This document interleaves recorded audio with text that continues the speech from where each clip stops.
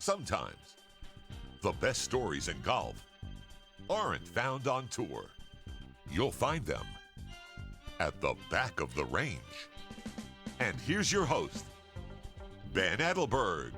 Once again, welcome to the Back of the Range Golf Podcast. I am your host, Ben Adelberg. This is episode 131. Hope you all have had a great week. You know, I already posted an episode earlier this week, but you know what? Let's get another one out.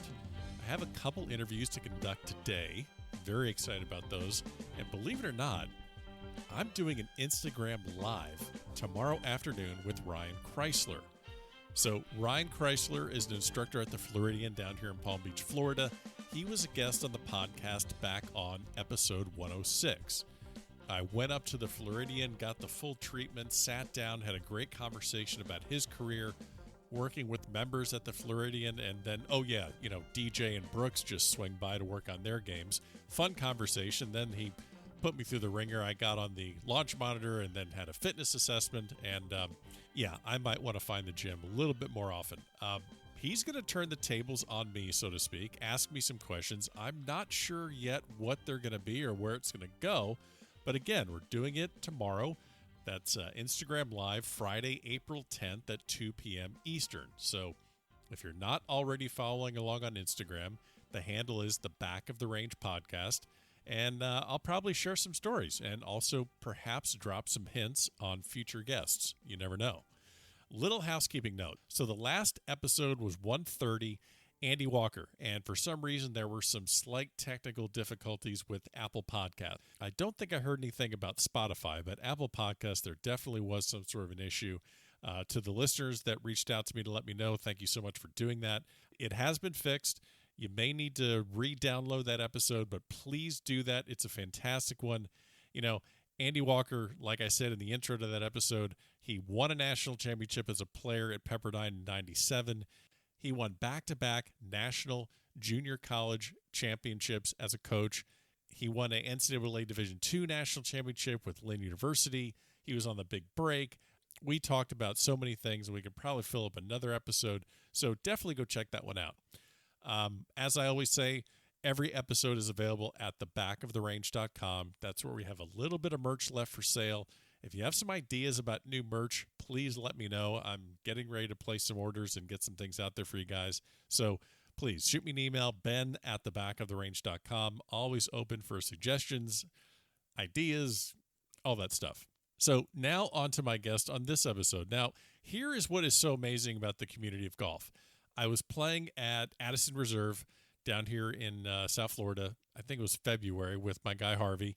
And we're on the range, and he introduces me to his friend David. And we just start chatting, talking about golf, and wearing one of my logo trucker hats. And the conversation of the podcast comes up. And almost immediately he says, I got a guy that would be just perfect for your podcast. He played the European Tour, played in the U.S. Open, and that is exactly how this episode 131 came to be.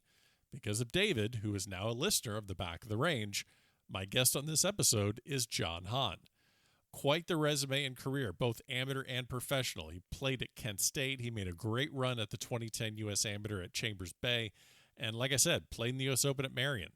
He was on the European Tour in 2014, basically following that same Brooks Koepka, Peter Uihlein plan. And again, we talked about that. Talked about a lot of topics. He's out of professional golf now, but has not looked back. He's enjoying his career in the finance world. And you might be hearing his name around the U.S. Mid-Amateur in a couple years. So might want to watch out for that.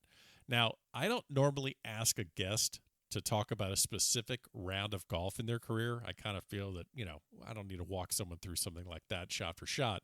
And I did do it on this episode, but I had to at least ask a little bit when you have a guy shoot 58. That's right. John Hahn shot 58 in European Tour Q School. So I could let that one pass. So let's get started. Great episode. And actually, you might want to stay tuned to the end of it because John kind of turns the table and asks me some questions. So pretty interesting end to this episode. Let's get started. John, welcome to the Back of the Range, sir. How are you? Thank you very much. I am a little tired given what's going on in markets the past couple of weeks, but I'm otherwise good. Thanks for having me. Well, absolutely. Well, we're going to try and talk about golf, but since you are in the financial world, really tell my listeners what the hell they should be doing with their money. Give some free financial advice in the line of, or in the time that we're living in right now with coronavirus. I mean, we're looking at March 24th when we're recording this. Do you take personal responsibility for the market going up over 2,000 points today? Did you do that? I would love to take responsibility for it, but I certainly did not. And I think that my advice would be better given on golf than it would be on investing at this point. So, okay. So leave it in the mattress. Is that what you're saying? Correct. Got it. Okay. Perfect. All right. Well, we've covered that. We got that out of the way. Yeah, I mean, absolutely crazy time we're living in where we're still I think the country's still kind of locked down, so to speak. I've kind of been asking people this lately. Big adjustment for you? Not so much of a big adjustment. Like, how have you been kind of coping with?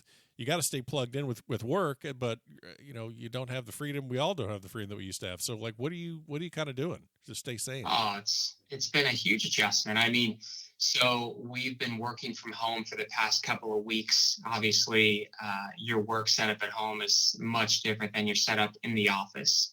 But I have to thank Joe Webster and the Dive for staying open. And I've been trying to get out there on the weekends to sort of relieve some of the pent-up stress that takes place during the week. So I would say it's been a lot of time spent with my wife and with my dog and trying to stay plugged in to the extent that I can. You're talking about the Dive Preserve, right? I am talking about the Dive Preserve. Great course, and I have a very funny and embarrassing story about myself. A really good friend of mine, he was a guest on the podcast, Greg O'Mahony. They used to be members out there, and gosh, this must have been maybe 10 years ago or something like that. He's like, hey, why don't you come out to the Dive? We're going to play. I'm like, oh, that sounds great, and heard all about the place. I roll out there, and I got, a pair of white shorts on, nice and crisp, nice white shoes, white belt, and a navy blue Under Armour mock short sleeve shirt. And I'm looking good, man. I'm looking sharp. And I pull up there, park my car. I didn't valet because I carry my bag. I got my bag on my shoulder. I'm looking sharp. I'm walking up, and I'm getting these looks. And I'm like, what is my fly down? What? I look good. What the hell's wrong? Put my bag on the rack and go into the pro shop. And hi, I'm Ben Adelberg. I'm playing with the O'Mahanys. They're like, yeah, not in that shirt. You're not. I'm like, excuse me.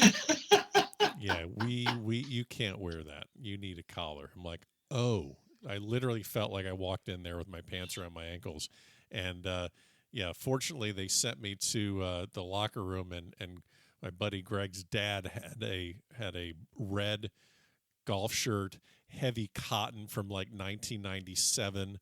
And of course it's brutally hot that day. So I went from thinking I looked good to basically wearing the loner coat at a steakhouse that has mustard stains and relish all over it. And that was my first day at the Dive Preserve. So, wow. I think the mock turtleneck died with Tiger, and it should stay dead. Oh, I think that needs to stay away. Oh yeah, but it was good. I looked great, and just no. So I that was the last time I think I ever wore one of those. But yeah, so let's. I know the listeners right now would love to hear more about my fashion sense, but we got to get into a little bit about your golf playing career before you became a financial analyst and when in the wealth management space. You played a little golf. I think that's fair to say, right? That's fair to say. All right. So how'd you get into the game? Tell me about your start. So my dad is a longtime Titleist rep. I grew up in Ohio, was born in Columbus, and spent 10 years in Columbus, another 10 years in Cleveland. And I got started right away. When I say right away, I mean I got started before I could stand up. I had a club in my hand, hitting balls in the backyard, just basically loving the game and being around the game every day. And the fact that my dad was in the industry made a lot of sense from both an access perspective and then just being lucky to have access to equipment. And it was like it marked a great time for he and I, because we could go out, we could play, we could spend time together, we could talk about life. There were so many memories that I have early on from playing golf with my dad, and I really grew to love the game. So that's great, but you do understand that as soon as you say my dad was a Titleist rep, everyone listening right now is assuming that there's just stacks and stacks of golf balls and equipment all over your house, and you have literally free reign for Titleist gear since birth. So go ahead and dispel that rumor, because that probably was the assumption of all your friends when you're playing junior golf. That certainly was the assumption of all of my friends when I was playing junior golf, and that is definitely not true. Golf balls were currency, and they were not free. So I certainly had to work for them, and Titleist doesn't make money by giving it away. So no, I did not have unlimited access. Definitely didn't. And we joke to this day that I've probably bought more golf balls this year than I've been given by my dad, jokingly. So no, not unlimited access by any means. But I'm dead on accurate, right? Everyone just assumed that just golf balls were just falling out of your house. Oh, totally. Absolutely. They were like, you must have dozens just stacked and stacked and stacked. And I'm like, guys, it doesn't work that way. I've got like maybe 3 dozen balls right now. That's it. If I lose 3 today, then I'm down to 2.5 dozen. Did you have like a rebellious like teenage year where you were mad at your dad and just showed up wearing TaylorMade just to get even with him? Just like, I'm going to show you, I'm not getting a tattoo. I'm not letting my hair grow long. I'm going to wear a TaylorMade hat. Oh my gosh, I had rebellious times, but it was not related to that. I'll tell you a funny story. So when we lived in New York briefly, it was where my dad got his first territory with Titleist. I went outside in this field across the yard from our house, and I remember I had Titleist T-Rex clubs, and you probably have never heard of what those are, but they're basically junior clubs. Okay. And I would tee up little rocks on a tee and hit them with my driver. Oh God. Not knowing that I'm putting, dents and chunks in the face of my driver. And then further, I would go into his car. I would open up a dozen golf balls, go and hit those around the field, get dirt and grass and mud all over them, and then put them back into the sleeve, back into the package. And then he'd go sell it to a club. And the club shows up. They're like, John, these golf balls have been used. We can't take these. And he's like, I have no idea how that happened. Yeah. And lo and behold, he learned about 3 months later what was causing that. That's awesome. Oh my gosh. Did you play, the typical junior golf AJGA circuit, or, because I know you played collegiately at Kent State, All-American there, but what was kind of your start in how did you kind of get yourself in a spot where you could play D1 golf? That's a great question. No, I definitely didn't follow the normal track. I would say that I played in a lot of different junior events, but not a ton of AJGA events for whatever reason. I played high school golf, played in a lot of the USGA events. I think I qualified for my first US junior.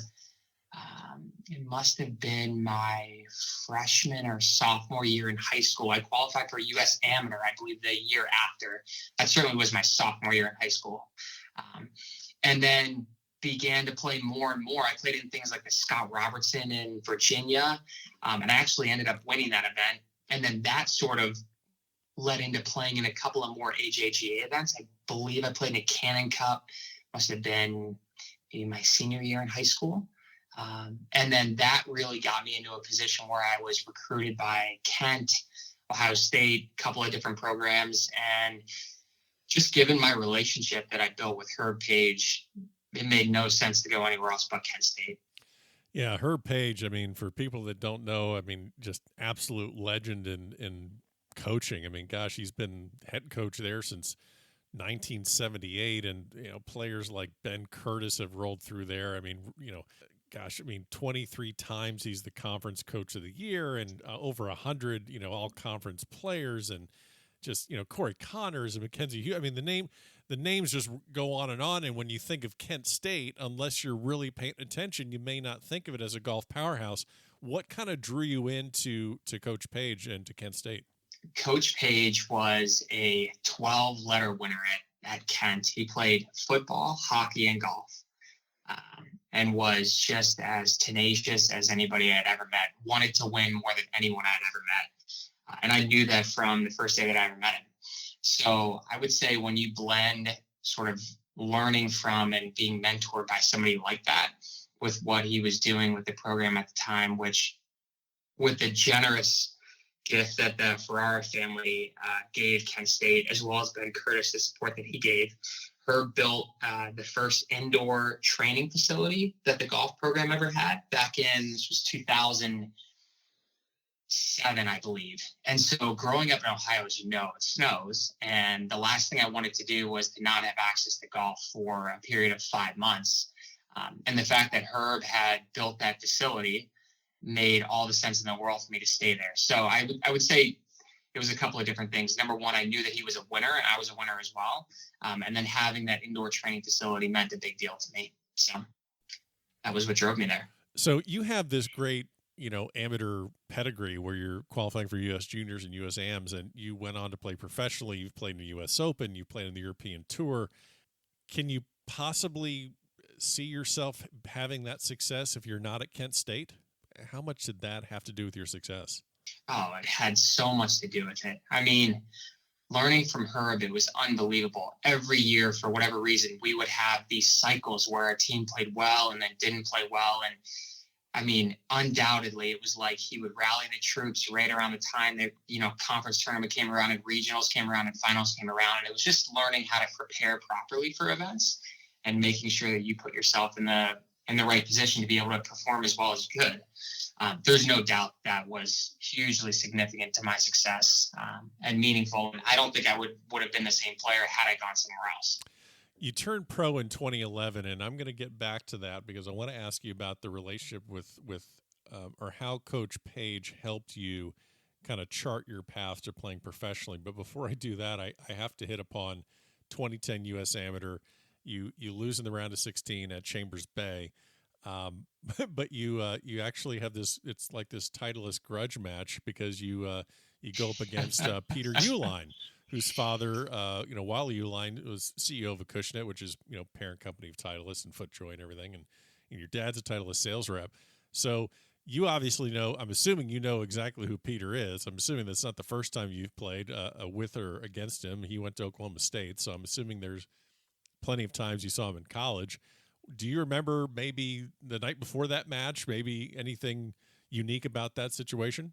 Oh, I've known Peter for a very long time, and I've always been very good friends with him. So I would say yes. Going into that match, I was beyond excited to draw Peter and was looking forward to the challenge. He was a much better player than I was at the time. But when you're that deep into a USGA event, you're clearly playing well. And I'll tell you what, Peter never led in that match until the final hole. So we had a wonderful experience. And jokingly, we always say there was one benefit that came out of my loss in that match, and it was my dad's job security. Oh, nice. That's awesome. Oh, but we had such a wonderful match. And yeah, I've been around Peter for a very long time. Chambers Bay, most people that think about Chambers Bay, they think about Jordan Spieth winning the U.S. Open there after DJ three-putted the last green on that par 5.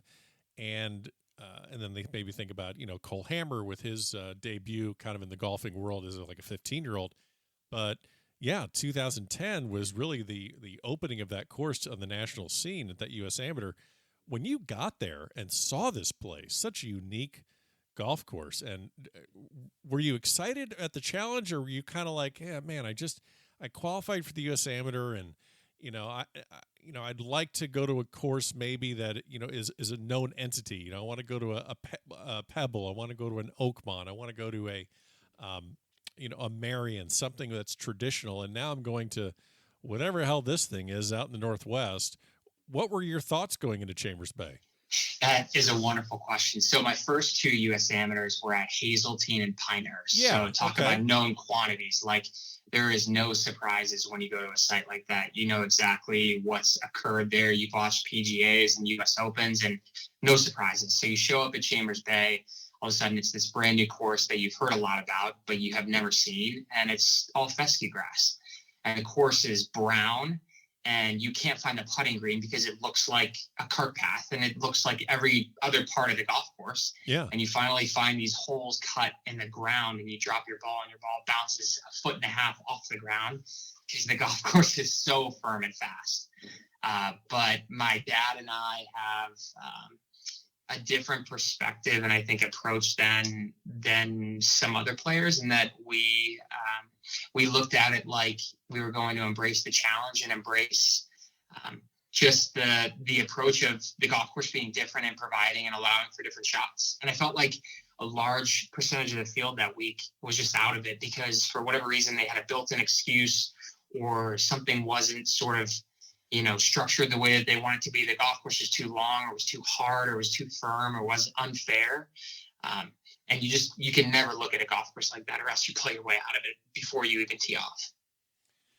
That kind of sounds very similar to the famous Nicklaus line where he would show up at a tournament and someone would say, the rough is too thick. And he's like, okay, I can scratch that guy off the list. He's not going to win because he already beat himself in the locker room. We haven't even gotten on the golf course yet. I'm guessing that this is an attitude that you've taken with you. If you had it at the amateur level, you had to have had it at the professional level. So we might need to revisit this. I'm curious how much that helped you in your professional career, getting through Q School to get into the European Tour. And, we'll talk later about that because I'm curious if that's something that you took with you along the way. So you turned professional 2011, and as you know, as everyone knows, there are numerous ways to get to the promised land. You can play mini tours. You could travel the country and try on Monday and play in the random state open. And there's all these different avenues. And you ultimately decided to go to, European Q School. And that may be in 2013. But I guess talk me through how your dad, Coach Page, how did you get your game plan of like, I'm going to tackle professional golf? So just like any other player, my senior year, I was playing fine. I stayed amateur through the U.S. Amateur at the end of the summer, hoping to make the Walker Cup team because there was nothing else in the world that I wanted to do more than to play on a Walker Cup team. Unfortunately, didn't make it, so I was heartbroken at the time. But then I turned pro. And then to reiterate exactly what you just said, I basically did whatever I could the next 2 years to try to get on tour. I played in the state opens, played in Mondays. I moved to North Carolina. I played on the e-golf tour at the time, which I don't think is even around anymore. I just did whatever you could to try to get out there and had some success, but not the level of success that I had in amateur golf. And I sort of thought, I don't know why this is happening. I know I'm a good player. I know I should be on tour. And sometimes it takes a matter of time and it takes a matter of a catalyst to sort of, I guess, spring you into another level, maybe of confidence or of comfort, feeling like you belong.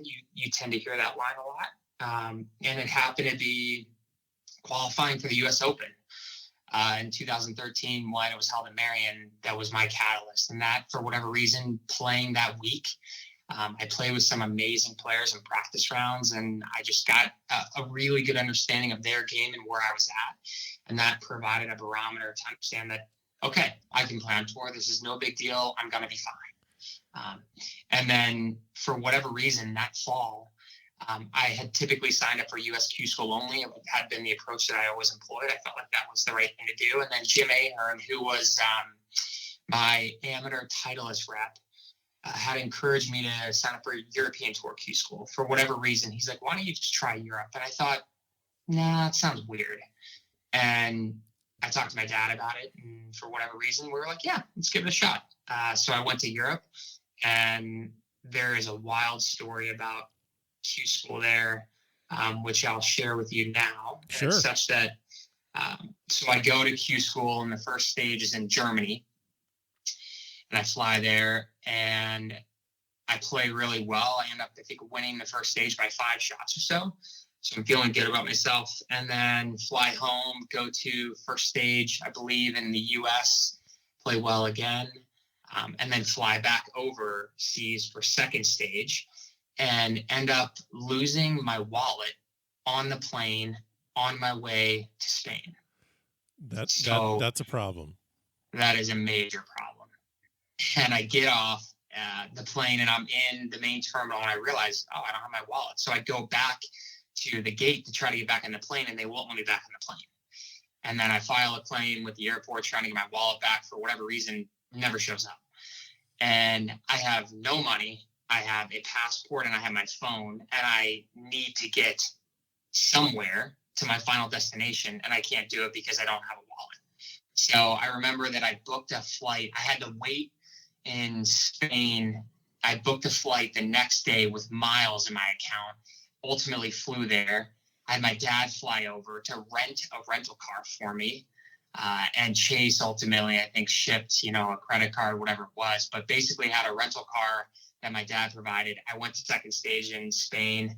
I ended up finishing 4th or 5th there, get through, go to final stage and finish 5th there. And it was like, did it through all this turmoil. And it was sort of it's funny. It was sort of harbinger for, my future experiences on tour. They were kind of similar to that. That's cashing in a lot of points with the dad to have him fly. I mean, that's, have you paid that one off yet? Or, he's still collecting on that one. He's still collecting on that one. That's a little bit more than hitting Titleist balls and sinking them back into the box. I mean, that's a different level of that's a whole different level there. All right. So I want to, before we move on to playing on the European Tour in 2014, talk to me about Merion. Talk to me about the U.S. Open. I guess lessons that you learned, and it almost sounds like playing mini tours, playing state opens, and being surrounded by guys like you that are not quite at the level yet. It almost sounds like a misery loves company kind of a situation where you're not surrounded by the guys that you want to be playing with. You're surrounded with everyone else that's at that same level. So you don't see what's above. You don't see what you can aspire to. What did you learn at Merion? If you could what were a couple of the takeaways? You're exactly right about that mindset and that attitude. I learned so much from Merion. I learned how to be a professional. I learned how to conduct myself on a golf course. I mean, I of course always knew that, but it's totally different when you're a professional and you do it for, your career. And I'll never forget, I played a practice round. When you go through and you sign up, you get your player's gift. You can pick your practice round tee times. You just go through a variety of different checkpoints. Yep. And I remember seeing the tee sheet for the practice round, and I thought, oh my gosh, of all the players in the U.S. Open, who do I want to play with? Who do I want to play a practice round with? And I, for whatever reason, I couldn't decide whether I wanted to play with Adam Scott or Steve Stricker. And ultimately ended up signing up to play with Steve Stricker because I just adored him as a person and loved his game. And so I played with him, and we're on the first tee, and he goes, "Hey, John, I'm Steve. Nice to meet you." And I'm kind of laughing inside. I'm like, "Yeah, of course I know you're Steve Stricker." No shit, Steve Stricker. Of course. So we go out, we play 9 holes, and he is a complete gentleman. And then Jerry Kelly joins us on the back. Oh, okay, cool. And obviously they're hometown friends from Wisconsin. And I will never forget this. I think we must have played the back 9 first and then went to the front. We're on the 5th hole, and I have like a 6-footer for par, and it's a little downhill, and I jam it for whatever reason, and it goes 8 feet by. And Jerry Kelly looks at me and he goes, "Son, if you want to play out here, you better learn to hit those putts a little differently." And that was just a complete lesson on how to manage risk in your round of golf. Like, not everything is make or break. Right. So those were some of the smaller lessons and things that I learned from playing out there. But I didn't play poorly. I didn't play great. I played okay. I ended up missing the cut by 4 shots. It was mostly due to sort of the way that I finished. I think I finished with a double and maybe another bogey. But I was sort of in and around the cut line for most of the tournament, which gives you a little bit of excitement. Right. Knowing that, you've got a chance to make the cut. And when people ask me, "Oh, did you make the weekend in your first US Open?" I said, "Yeah, of course I made the weekend. There was a rain delay, so we had to finish on Saturday morning." So of course I made the weekend, but I missed the cut. But it was a wonderful learning experience. And it just gives you a different level of confidence after competing in an event like that, to know that you belong and you can play with those guys. And for people that are in the distance debate and talking about how we got to roll the golf ball back and golf courses can't compete, I know it's not a I know that's a very unique situation with Merion, but I am assuming Merion held its own. Oh, Ben, I recall going into the week, I don't recall what commentator it was, but they were projecting scores of anywhere between 15 and 20 under to win the event. And I went out and played my first practice round, and I thought to myself, if 15 or 20 under wins this week, I'm going to quit golf tomorrow. Okay. Like, there was no chance anybody was even coming close to that. I remember if I absolutely blacked out and played the greatest round of golf I'd ever played, I could maybe see shooting 3 or 4 under. That was it. That was all that golf course was going to give you. And sure enough, Justin Rose won it 1 over. So I knew that, my sense and my beat on the golf course was right because scores were not even close to what they projected. Yeah, I kind of like seeing that. I don't necessarily want to see the pros get absolutely destroyed and beat up, but there's something to be said. We're just, once a year seeing it right around par or 3 under or 3 over, or whatever it is. But just, understanding that there's so much integrity needed for every shot on the golf course. Totally. And you don't need to roll the ball back. All you need to do is set up golf courses just a little differently. Merion happens to have a lot of fairways that don't really run I guess they run perpendicular to the angle that you're driving it at. So you sort of have to work shots into the fairway as opposed to just bombing a drive down the middle. Right. The rough was obviously crazy thick. The greens were fast. And you had some length in areas that mattered, like the 18th hole, played forever. And the drive, you got to carry a 270, it felt like, to get over this peak of this canyon. And I remember Jerry Kelly saying to me when we were playing, we're back at the back tee and he's hitting his drive. And he's like, man, I can't carry it to the fairway. I got to land it literally in the walkway. In the walkway. To have a shot. And sure enough, he hit a drive and he landed in the walkway. Oh, God. But big golf course was not long, but it played brutally tough. Did you hit a shot on 18 from the Hogan plaque? Of course. Okay. You have to. And? Long. I've landed on the green and long. I certainly did not hole it. Nice. Yeah, that's one course I need to go play because I'm kind of a Hogan fan, so I would drop a small bucket there. They probably wouldn't like that, but I'd ask first, and then once they escort me out. But no, I that's one place I got to check out. It's fabulous. So you make it through there with lessons learned, and then rockets you through Q school, and you have your European tour card. And as you said, you were like, Europe, I don't know much about it. I'm assuming this is your first time out of the country, I'm guessing. Your immediate thought, you're looking at the schedule. You're looking at the tournaments that you could be playing in, and you got South Africa and Hong Kong, Abu Dhabi, and just all these different locations that you may have seen on a map, may not have seen on a map. How do you plot your way around as a rookie? I'm sure there's different pecking orders. You don't get to just play anything you want to. So how do you sit down and sort this one out? That is a wonderful question. So it was basically my second time out of the country. I happened to play in an event in Germany when I was 16. And if you can believe this, I finished second in the event. I lost by 10 to Brandon Grace. Okay. someone who I had certainly never heard of and the golf world had never heard of. And I thought, wow, who is this guy? Sure enough, he's awfully good. He's not bad. But no, I thought the same thing. I'm looking at the schedule and I'm thinking to myself, my first 3 events are in South Africa, then Hong Kong, then South Africa, then back home 3 weeks in a row. I fly over 30,000 miles, which I think is more than like one full time around the world. Oh my gosh. But the travel was just crazy. And not to mention my first event, I will never forget this. I show up and we're staying in this game park, which is essentially like a zoo, except you have a hotel in the inside of the zoo. Sounds safe. Sounds very safe. Oh, very safe. There's like elephants and lions and everything just right around you. And I go out and I play the first round, and I'm sort of hitting it all over the place. I think because I'm jet lagged and I just flown 9,000 miles. Yeah. And for whatever reason, I'm on like the 7th hole, and I pull out an alignment stick out of my bag because I carried alignment sticks always because I use them on the range. And I'm off to the side of this par 3, and I lay the alignment stick down just to make sure that my alignment's right, because I think that that's sort of what's causing me to hit it all over the place. Yeah, And so it's always good to, check your alignment with an alignment stick during a round of a professional golf tournament. Makes sense. Go ahead. I'm sorry to cut you off there.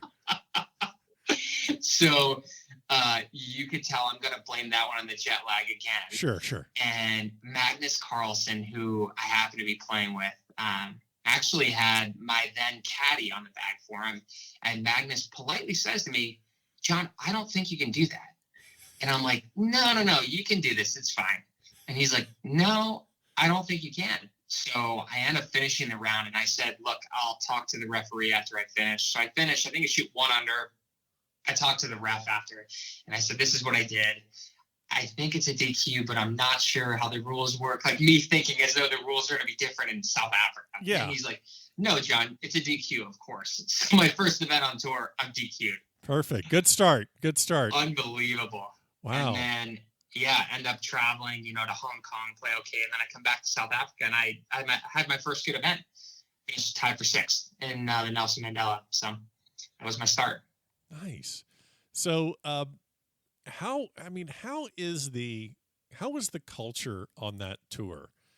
I know that people may think on the PGA Tour, it's all private jets and resorts, and I guess it kind of at times gets the rap of these guys are very insulated. They have their they have their team, they have their swing coach and their mental coach and their physio guy. And what was the culture like on that tour? You know what? I would have to say there's a lot of truth to that. And the culture on the European tour is just drastically different. You don't travel with a team because you're not going to fly 8 people to Africa and then to Asia and then to the Middle East. It's just not going to happen. A lot of the players stayed together, dined together, and played together, which I never really played on the U.S. tour, but I understand it to be a little different. And the culture was just fantastic. Obviously, you can imagine, Ben, you're out to dinner with an Italian, a Frenchman, a Spaniard, and an Asian guy, and me. And there's 5 of us there, and we all speak different languages. And, some of the guys will speak to each other in Spanish or French at dinner. And my gut reaction when I first got out there was like, "Oh, these guys hate me." They're talking about me behind their back. Right. They're talking in French and Spanish just because they want to say, some insulting thing about me. And then I realized, no, it's just obviously more comfortable for them to speak in their home language. Right. But it was drastically different. And it was, nothing against the U.S. tour. I'm sure the U.S. tour is phenomenal. And if I had ever gotten the opportunity to play there, I would have loved it. But I'm happy that the 3 years that I spent on tour were spent in Europe because they were fantastic. Yeah, if I would have, you probably should have figured out how to what DQ and alignment stick sounded like in French or Spanish, because then you would have realized they were talking about you. That is so true, for sure. Give me a couple of the events that you played that year that if a listener or myself or someone's looking at some point down the line, obviously looking to travel the world and go check out some spots with really good golf, good nightlife, good sights to see. What's maybe a place that you still remember thinking, man, I need to get back there for a week just to hang out? Oh, speaking of the place I got DQ'd, it's the Alfred Dunhill, which is in Kruger Park in South Africa. Okay. And it is one of the finest golf courses you'll ever play. It's called Leopard Creek, owned by Johan Rupert, which I'm sure you're familiar with him. He's like the wealthiest guy in South Africa. He owns Richemont, which owns Peter Millar. Oh, okay. And this is his playground, and it's totally gated in. It's right on Kruger National Park. So you're on like the 12th or 13th hole, which I think is the downhill dogleg left par 5. And the back of the green backs up to the park where you see crocodiles and hippos and lions and everything. It's just remarkable. I mean, if you talk to guys, anybody who has been there will have it takes your breath away. Wow. It's a wild place. So that was one that, you certainly have to get to. And I would say some of the other places that I thought were really cool, like I mean, we played the French Open that year at Paris National where they played the Ryder Cup. That place is just unbelievable.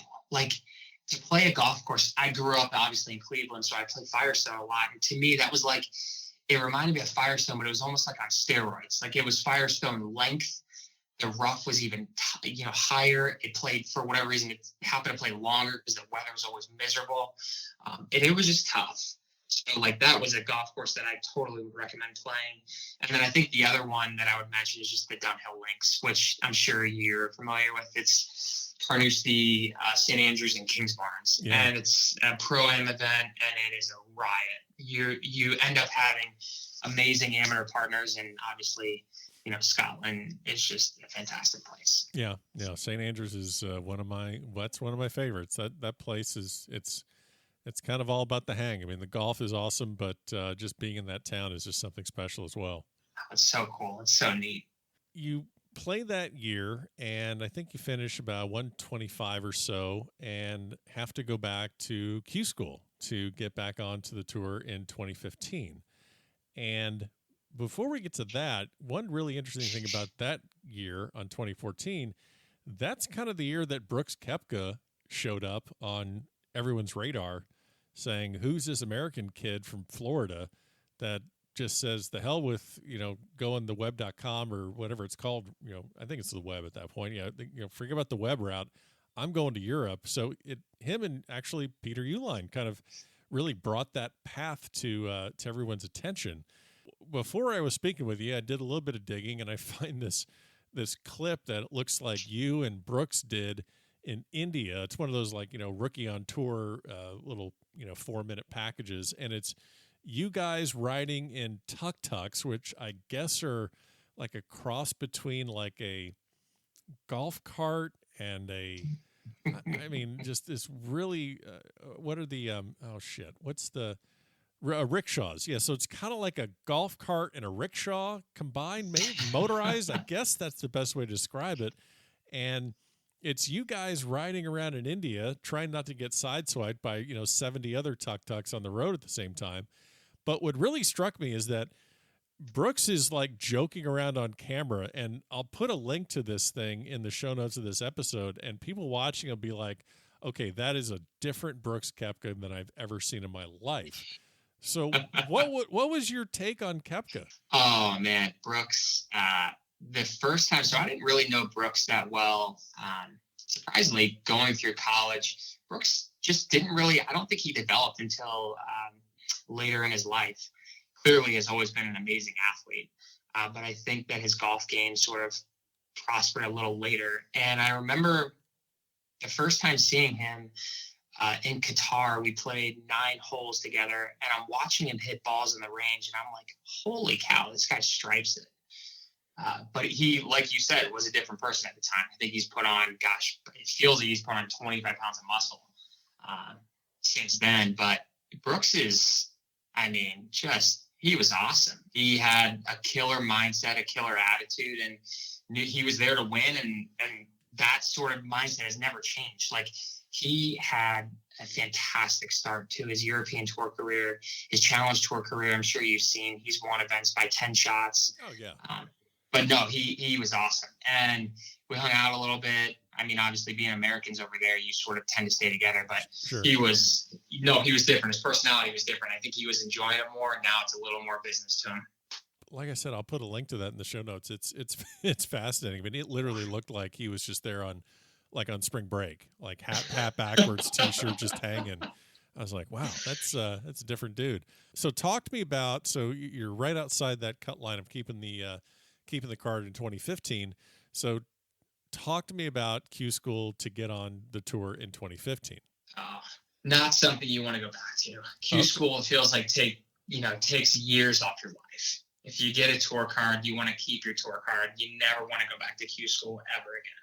It's just, it's funny. You have to look at it. It's one of those things, Ben, like we talked about earlier. You have to have the mindset that, wherever Q School's held or whatever happens that week, like, you're going to have a great attitude and a great mindset and perform and get back your card. But it's just so difficult after going through, a year on tour, traveling all over the place, and then coming up short, and it's like emotionally draining. So you sort of have to press the reset button and go into it with an open mindset.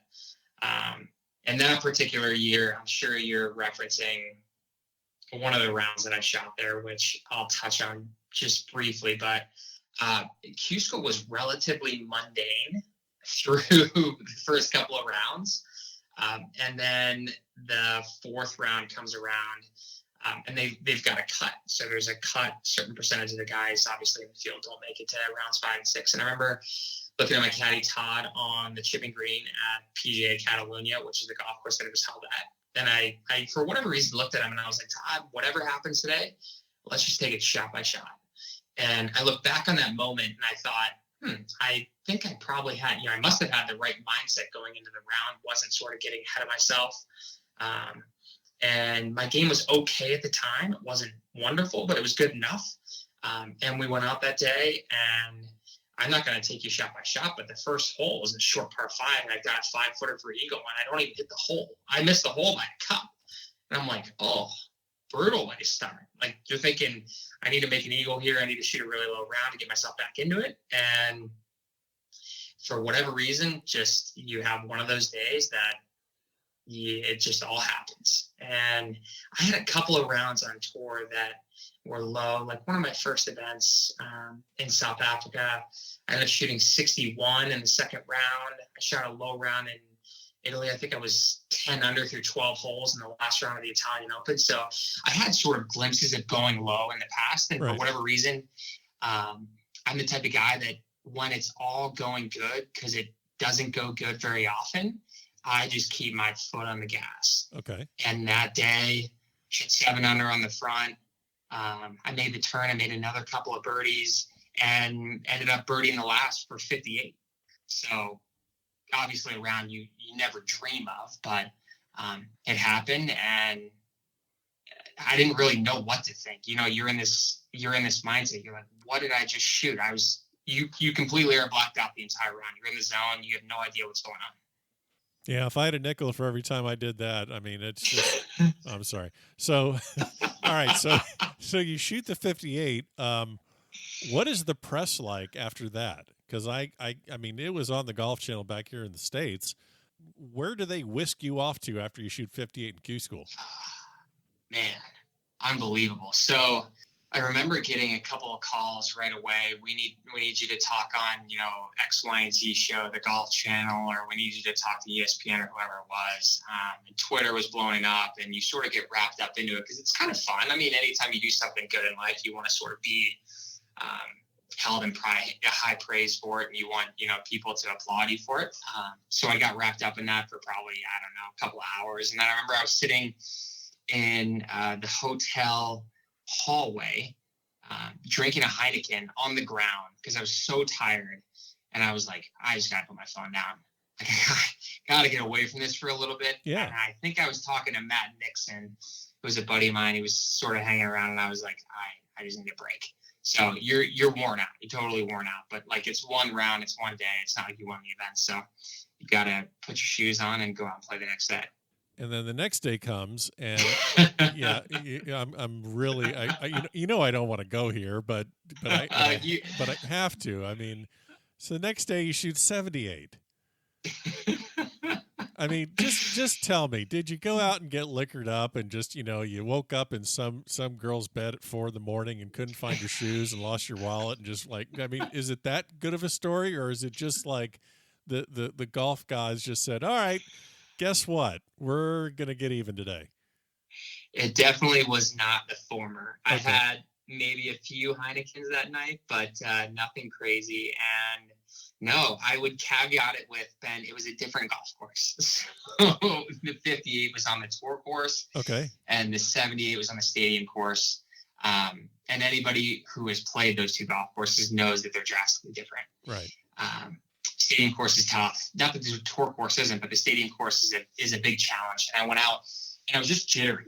And you have those days and you try to fight off the jitters, and you're like, man, I just want to get settled into this round and get going. And for whatever reason, I tripled like the second or third hole.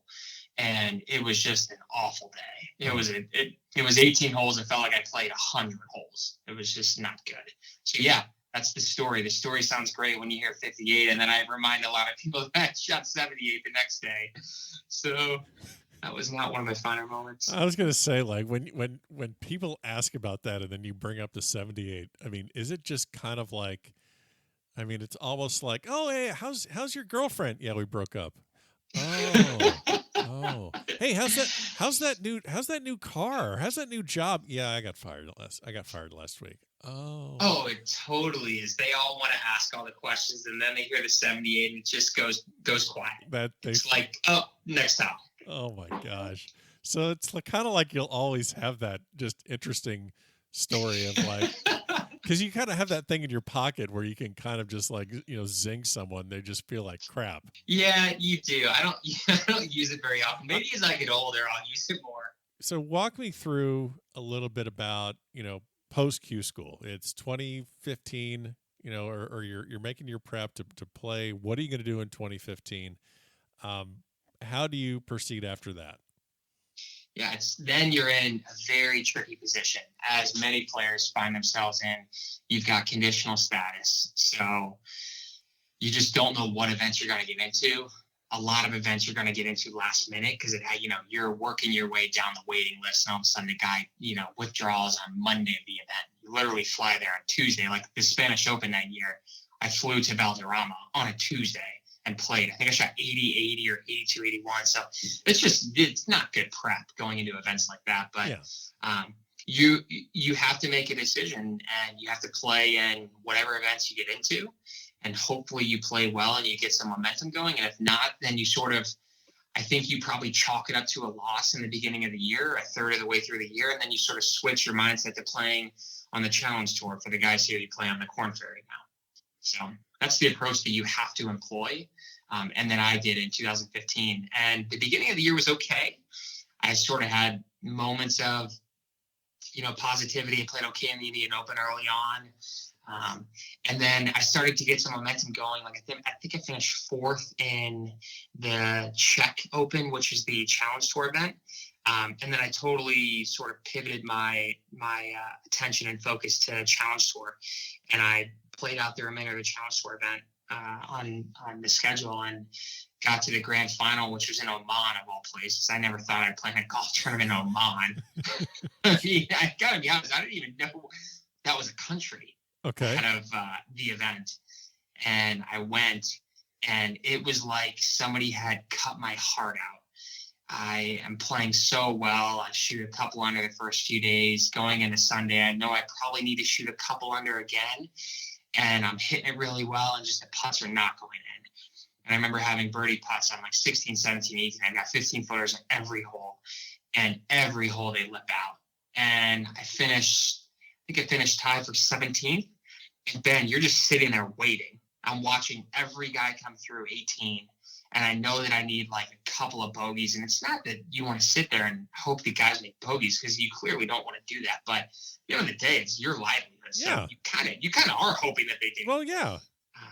And you're not hoping them to fall apart. You're hoping that your score holds up. That's all you're hoping for. Yeah, exactly. So as luck would have it, I think I finished 2 spots outside of the top 15 on the Challenge Tour money list that year, which gets you European Tour status. And I find myself again in the same position in 2016 with conditional status, playing half a year on the European Tour, half a year on the Challenge Tour. And that's just a lot of travel, a lot of not knowing where you're going to play, I'm guessing just a lot of red eye, midnight, last minute flights, costing a lot of money. I mean, it's not like you're just zipping around the United States. You're zipping around a continent. Yeah, and you have no idea where you're getting into and what you're doing, and you're trying to come home and have somewhat of a life and prepare. It just makes it really, really difficult. It does. But if that's your livelihood and you're solely focused on that, then you accept the consequences of it.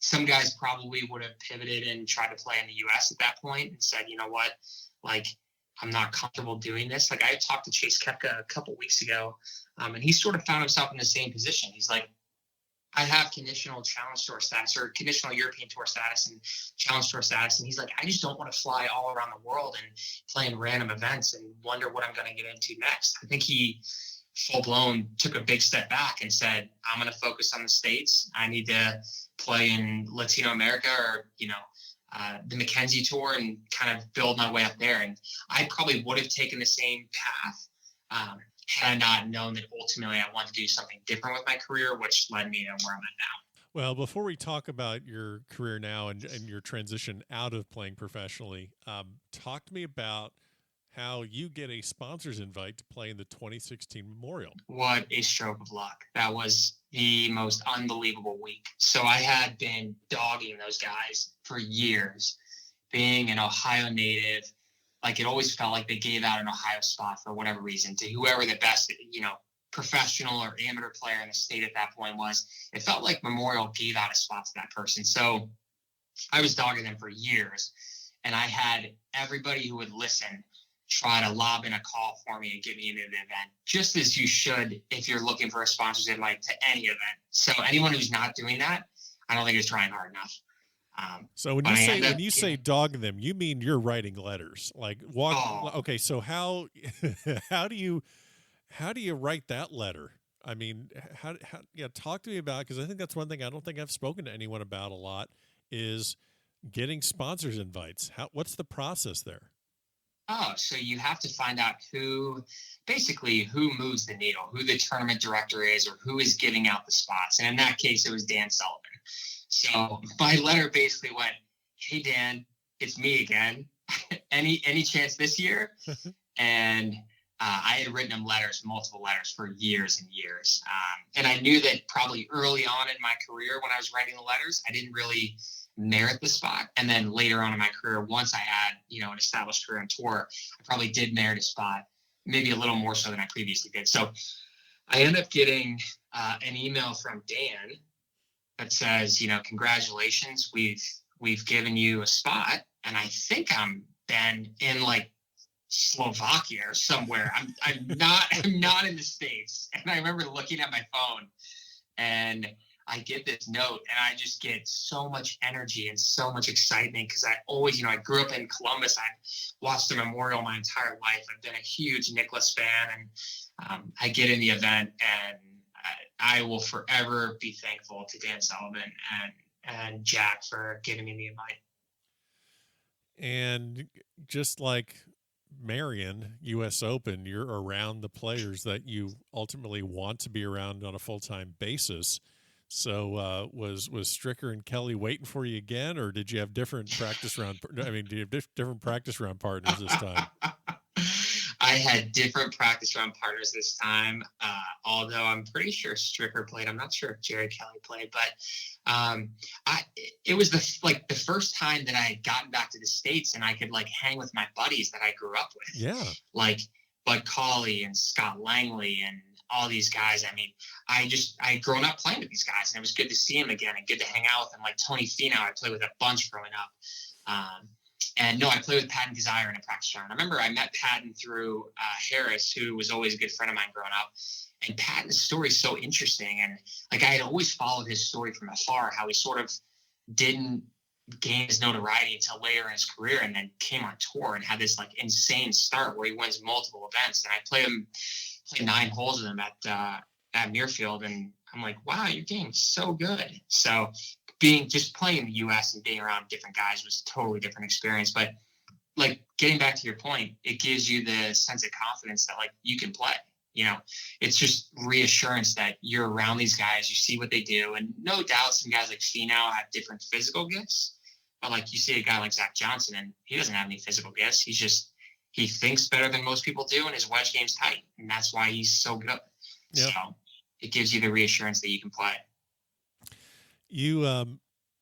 We've talked a lot this episode about having the right mindset that you, I guess, had as a junior golfer qualifying for USGA events, and then obviously it grew and was solidified with Coach Page at Kent State.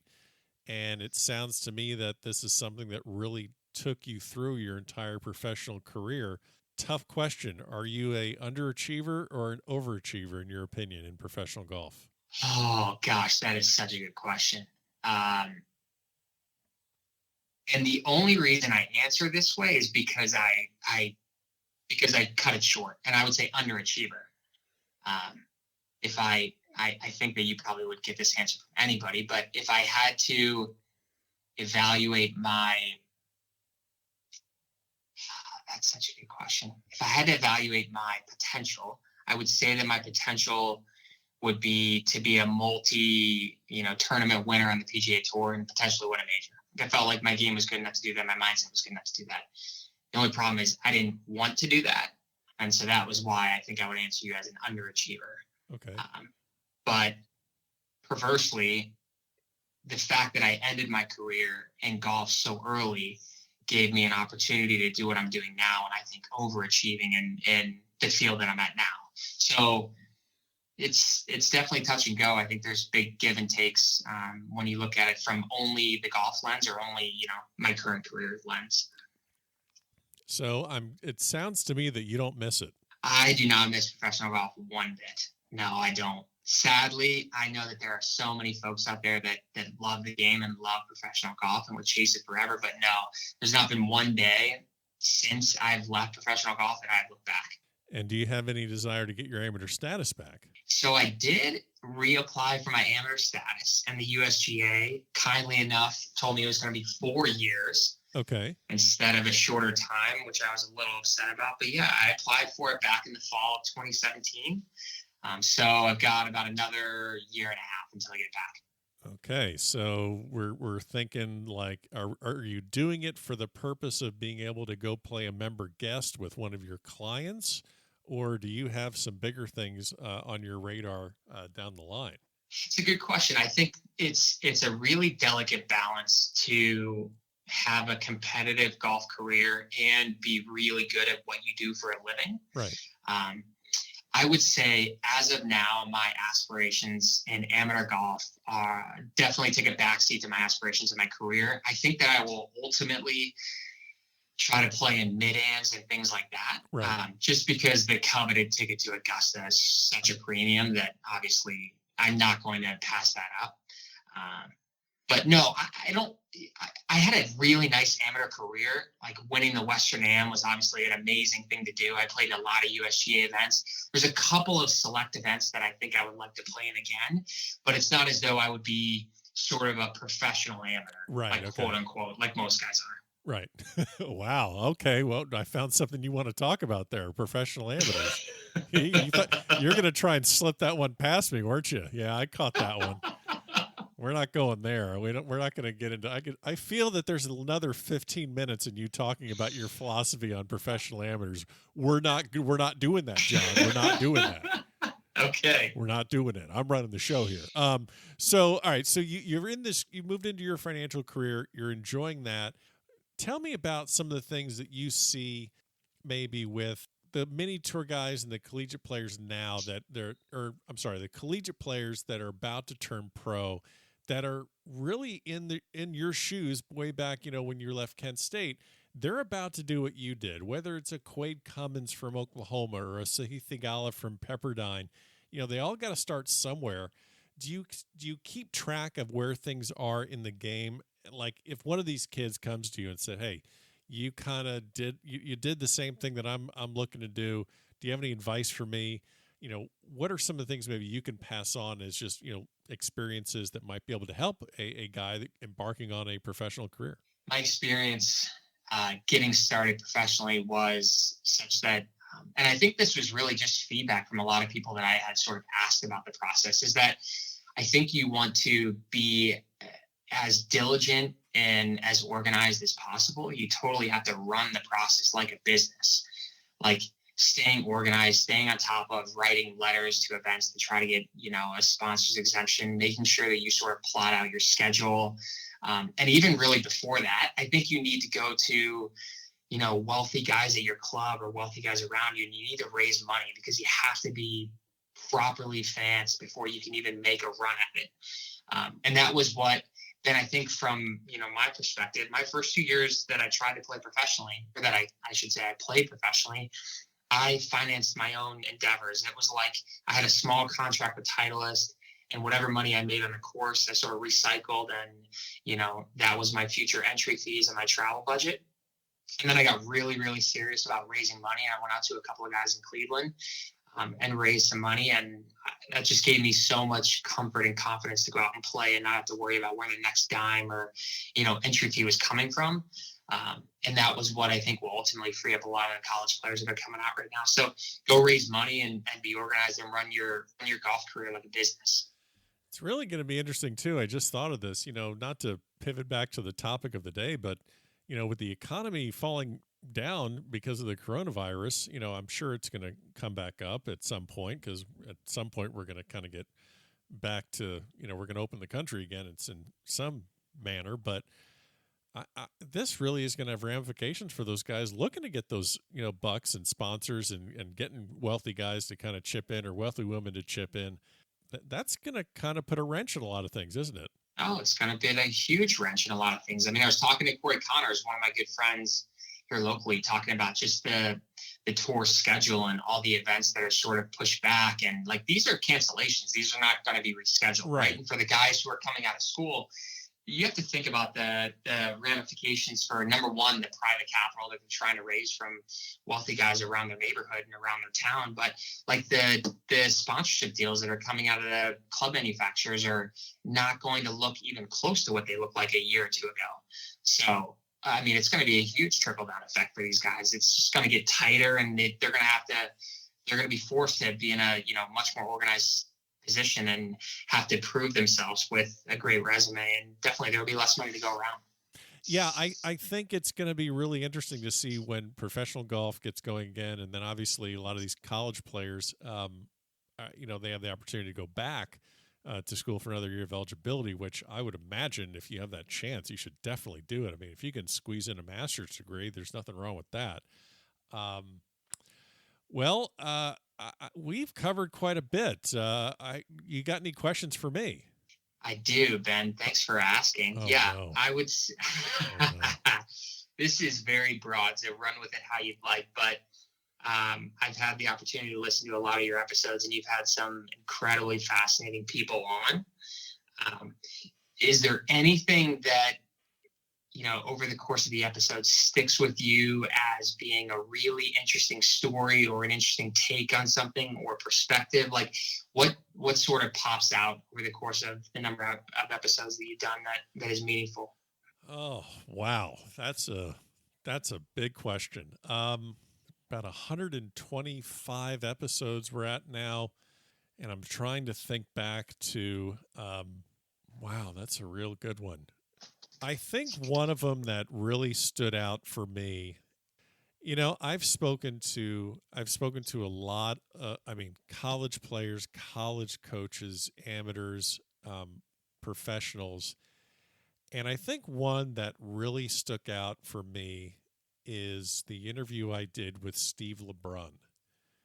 And Steve LeBrun has been playing professionally for over 20 years, Florida guy. He has played the minor league tour. He was on the web. He was on the PGA Tour, I think, for a couple stints.